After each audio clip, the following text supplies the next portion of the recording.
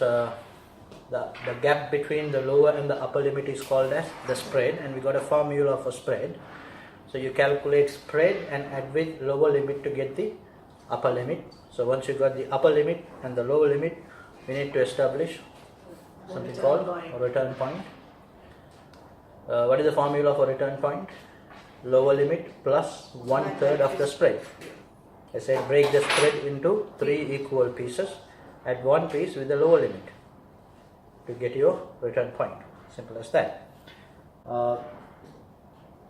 Let's get this question. The minimum cash balance of 20,000 is required at Millor Orr Company. Alright. So the minimum level is 20,000. It's already mentioned there. And transferring money to or from the bank cost 50 per transaction. Transaction cost, one of the item required to calculate the spread. Inspection of daily cash flow over the past year suggests that the standard deviation is 3,000 per day. So we know the relationship between standard deviation and the variance. If you square the standard deviation, you get the variance. So since the standard deviation is 3,000 per day, the variance would be 3,000 square. The interest rate is 0.03% per day. So they have already given the daily interest rate. Calculate the spread between the upper and lower limits. So let's start with the spread and tell me the formula for spread.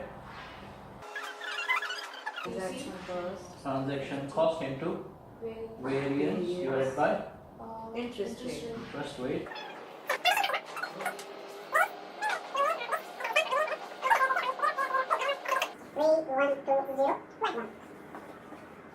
So now you can establish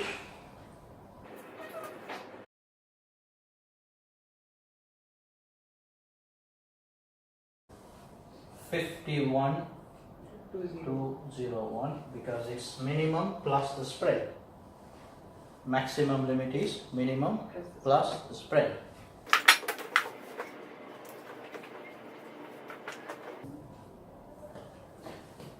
Return point should be lower limit, which is 20,000, plus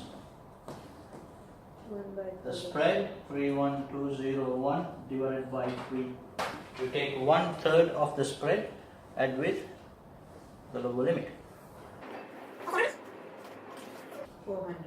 400 is your return point, RP. So simple, we have answered. We've been asked to calculate spread between the upper and the lower limits, upper limits and the return points.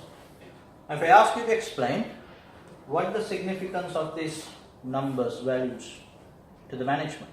We have set up the Millor Orr model. We have defined the lower, upper and the return point. But what's the importance of this point?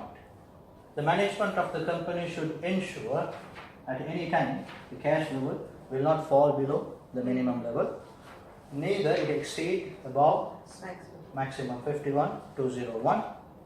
In between, suppose for example, if your cash goes up and reaches 51,201, if it reaches the maximum level, you have to do a transaction. You have to use 20,801 of cash to invest in securities. So what do you mean by investing? You are going to buy securities. You'll use the cash to buy securities, right? You'll use this much cash to buy securities. So your cash level will fall from 51,201 to 30,400.